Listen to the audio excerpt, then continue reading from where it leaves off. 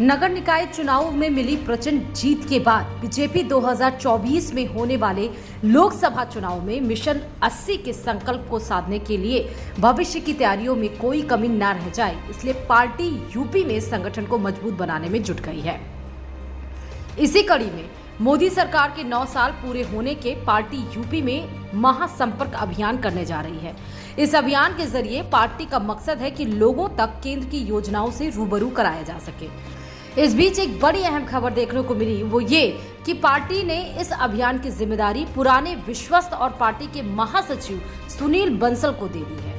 बता दें कि यूपी में साल 2017 के विधानसभा चुनाव और फिर साल 2019 के लोकसभा चुनाव में भारतीय जनता पार्टी की प्रचंड जीत में अहम भूमिका निभाने वाले सुनील बंसल पर पार्टी ने विश्वास जताते हुए लोकसभा 2024 की भी जिम्मेदारी दिग्गज नेता सुनील बंसल पर सौंप दी।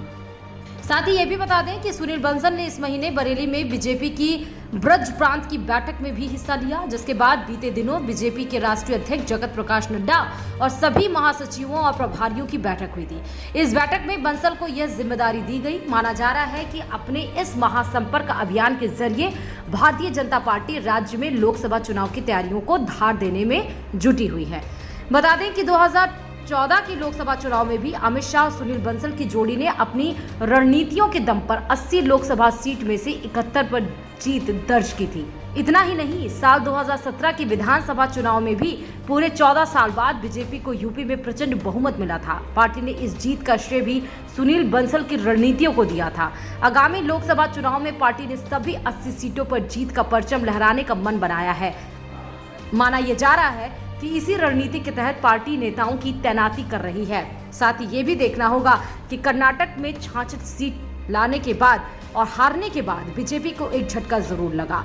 लोकसभा की तैयारी जोरों शोरों से बीजेपी कर रही है और अभी से रणनीति बनाकर उसको जमीन पर उतारने की भी कोशिश कर रही है।